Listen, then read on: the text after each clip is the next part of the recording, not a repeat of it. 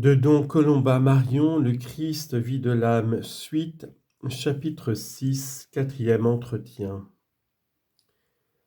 Si les caractères extraordinaires et visibles des effets de l'opération du Saint-Esprit ont en grande partie disparu, l'action de ce divin esprit se continue toujours dans les âmes, et pour être surtout intérieure, elle n'en est pas moins admirable.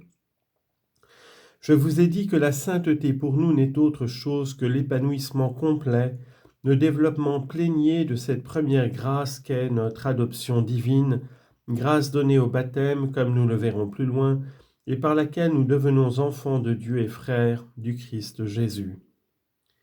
Tirés de cette grâce initiale d'adoption pour les faire fructifier tous les trésors et toutes les richesses qu'elle contient et que Dieu en fait découler, telle est la substance même de toute sainteté. Le Christ, vous ai-je dit encore, est le modèle de notre filiation divine. Il nous a de plus mérité qu'elle nous soit donnée, et il a établi lui-même les moyens par où elle nous arrive.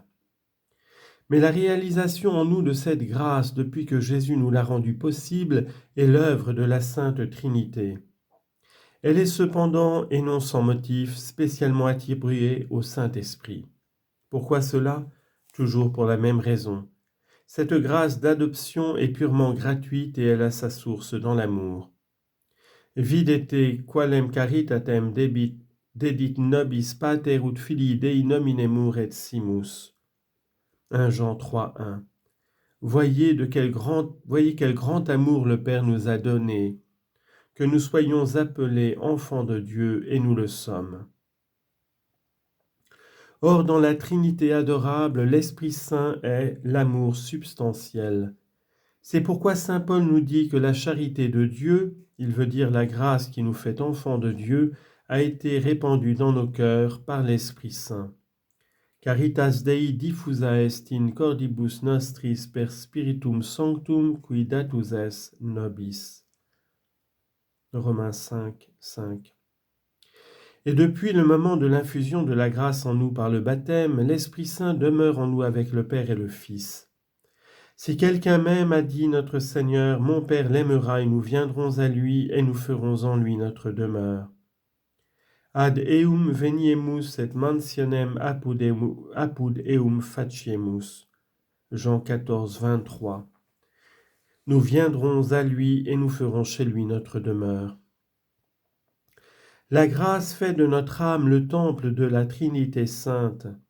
Notre âme ornée de la grâce est véritablement le séjour de Dieu.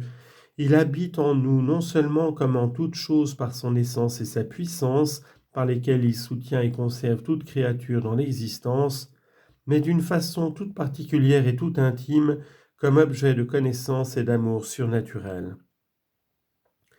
Et parce que la grâce nous unit ainsi à Dieu, quel est le principe et la mesure de notre charité, c'est surtout l'Esprit Saint qui est dit habiter en nous. Non d'une manière qui lui soit personnelle à l'exclusion du Père et du Fils, mais parce qu'il procède par amour et qu'il est celui qui unit le Père et le Fils. Apud vos manebit et in vobis erit. Je viendrai vers vous et je demeurerai en vous, disait notre Seigneur. Jean 14, 17. Tout homme, même pécheur, possède encore en lui les vestiges de la puissance et de la sagesse divine. Seuls les justes, ceux qui ont la grâce, participent à la charité surnaturelle qui est comme le signe exclusif du Saint-Esprit. C'est pourquoi saint Paul, parlant aux fidèles, leur dit « Ne savez-vous pas que vous êtes les temples du Saint-Esprit qui est en vous, que vous avez reçu de Dieu ?» Annecitis quonia membra vestra templum sunt spiritus sancti qui in vobis est, quem habitissa Deo. 1 Corinthiens 6, 19. Et que fait-il cet Esprit divin dans nos âmes ? Car étant Dieu, étant amour, il ne reste pas inactif. Il nous rend d'abord témoignage que nous sommes enfants de Dieu. Ipse spiritus testimonium redit spiritui nostro quod sumus filii Dei. Romains 8, 16. Il est l'esprit d'amour, l'esprit de sainteté, qui veut, parce qu'il nous aime, nous faire part de cette sainteté pour que nous soyons de vrais et dignes enfants de Dieu.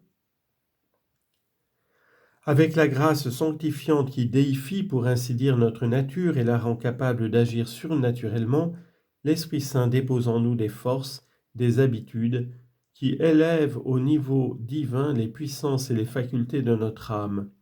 Ce sont les vertus surnaturelles, surtout les vertus théologales de foi, d'espérance et de charité, qui sont proprement les vertus caractéristiques spécifiques de notre état d'enfant de Dieu, puis les vertus morales infuses qui nous aident dans la lutte contre les obstacles qui s'opposent en nous à la vie divine. Il y a enfin les dons, dona spiritus sancti. Arrêtons-nous quelques instants à les considérer. Notre divin Sauveur, qui est notre modèle, les a reçus comme nous l'avons vu, mais dans une mesure éminente et transcendante. La mesure des dons en nous est limitée. Pourtant, elle reste encore si féconde qu'elle produit des merveilles de sainteté dans les âmes où ils abondent. Pourquoi cela ? Parce que c'est par eux surtout que notre qualité d'adoption est particulièrement perfectionnée, comme nous allons le voir. Que sont donc les dons du Saint-Esprit ? Ce sont, comme le nom l'indique, des biens gratuits que l'Esprit Saint nous distribue avec la grâce sanctifiante et les vertus infuses. L'Église nous dit dans sa liturgie que l'Esprit Saint est lui-même le don par excellence, donum Dei altissimi, car il vient en nous dès le baptême pour se donner comme objet d'amour. Mais ce don est divin et vivant, c'est un hôte qui, plein de munificence, veut enrichir l'âme qui le reçoit. Étant lui-même le don incréé, il est la source des dons créés qui, avec la grâce sanctifiante et les vertus infuses, achèvent de mettre l'âme en état de vivre surnaturellement d'une façon parfaite. En effet, même munie de la grâce et des vertus, notre âme n'est pas rétablie dans cette intégrité originelle où se trouvait Adam avant son péché. La raison, sujette elle-même à l'erreur, voit son pouvoir de souveraine disputé par l'appétit inférieur et les sens. La volonté est exposée à des défaillances. Que suit-il de cet état ? Que dans l'œuvre capitale de notre sanctification, nous sommes dans la nécessité d'être constamment et directement aidés par le Saint-Esprit. Il y pourvoit par ses inspirations qui toutes vont à parfaire, à perfectionner, à achever notre sainteté. Et pour que ces inspirations soient bien reçues par nous, il met lui-même en nos âmes des dispositions qui nous rendent dociles et souples, ce sont les dons du Saint-Esprit. On lit en note, dans le Christ Jésus, la présence des dons du Saint-Esprit ne découle pas de la nécessité d'aider la faiblesse de la raison et de la volonté, le Christ n'étant sujet à aucune erreur, à aucune défaillance. Ces dons ont été octroyés à l'âme de Jésus parce qu'ils constituent une perfection et qu'il convient que toute perfection réside dans le Christ. Nous avons vu plus haut l'influence que le Saint-Esprit exerçait par ses dons dans l'âme de Jésus. Fin de note. Les dons ne sont donc pas les inspirations elles-mêmes du Saint-Esprit, mais les dispositions qui nous font obéir promptement et aisément à ces inspirations. Par ces dons, l'âme est rendue capable d'être mue et dirigée dans le sens de sa perfection surnaturelle, dans le sens de la filiation divine. Elle possède comme un instinct divin des choses surnaturelles. L'âme qui, en vertu de ses dispositions, se laisse guider par l'Esprit, agit en toute sûreté comme il convient à un enfant de Dieu. Dans toute sa vie spirituelle, elle pense et agit surnaturellement juste, si je puis ainsi m'exprimer. L'âme fidèle aux inspirations du Saint-Esprit possède un tact surnaturel qui la fait penser et agir avec facilité et promptitude en enfant de Dieu. Vous saisissez tout de suite que les dons placent l'âme et la disposent à se mouvoir dans une atmosphère où tout est surnaturel, où rien de naturel, pour ainsi dire, ne se mêle. Par les dons, le Saint-Esprit tient et se réserve la haute main sur toute notre conduite surnaturelle.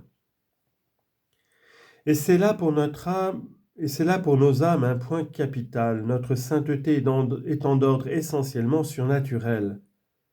Par les vertus, l'âme en état de grâce agit surnaturellement, c'est vrai, mais elle agit d'une façon conforme à sa condition rationnelle et humaine, comme aussi de son propre mouvement par son initiative.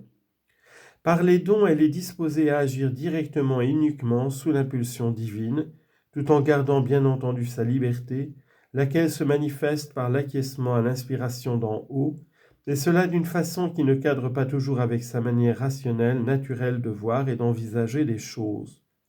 L'influence des dons est donc, en un sens très réel, supérieure à celle des vertus, qu'il ne remplace sans doute pas, mais dont il complète merveilleusement les opérations.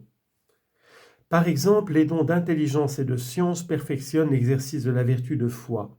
C'est ce qui explique que des âmes simples qui n'ont pas de culture mais sont droites, dociles aux inspirations du Saint-Esprit, ont une certitude, une compréhension, une pénétration parfois étonnante des choses surnaturelles, un instinct spirituel qui les avertit de l'erreur et leur fait tenir la vérité révélée avec une sûreté singulière qui les met à l'abri de tout doute.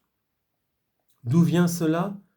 De l'étude, de l'examen approfondi des vérités de leur foi ? Non, mais du Saint-Esprit, de l'esprit de vérité qui perfectionne par le don d'intelligence ou de science leur vertu de foi. Comme vous le voyez, les dons constituent pour l'âme une perfection d'un grand prix à cause de leur caractère exclusivement surnaturel. Ils achèvent de perfectionner cet admirable organisme surnaturel par lequel Dieu appelle nos âmes à vivre de la vie divine. Accordés à toute âme en état de grâce dans une mesure plus ou moins étendue, ils y demeurent à l'état permanent aussi longtemps que nous ne chassons pas par le péché mortel l'hôte divin qui en est la source. Pouvant toujours croître, ils s'étendent de plus à toute notre vie surnaturelle qu'ils rendent extrêmement féconde parce que par eux nos âmes se trouvent sous l'action directe et sous l'influence immédiate de l'Esprit Saint. Or le Saint-Esprit est Dieu avec le Père et le Fils. Il nous aime d'un amour indicible, il veut notre sanctification. Ces inspirations toutes de bonté et d'amour dans leur origine n'ont d'autre but que de nous façonner à la plus grande ressemblance avec Jésus. Et c'est pourquoi, bien que ce ne soit pas leur rôle propre et exclusif, les dons nous disposent même à ces actes héroïques par lesquels se manifeste puissamment la sainteté. Quelle ineffable bonté que celle de notre Dieu qui nous munit si soigneusement et si richement de tout ce qui nous est nécessaire pour arriver à lui. Et n'est-ce pas faire injure à l'hôte divin de nos âmes que de douter de sa bonté et de son amour, de manquer de confiance en ses largesses, en sa munificence, ou de nous montrer insouciants à en profiter ?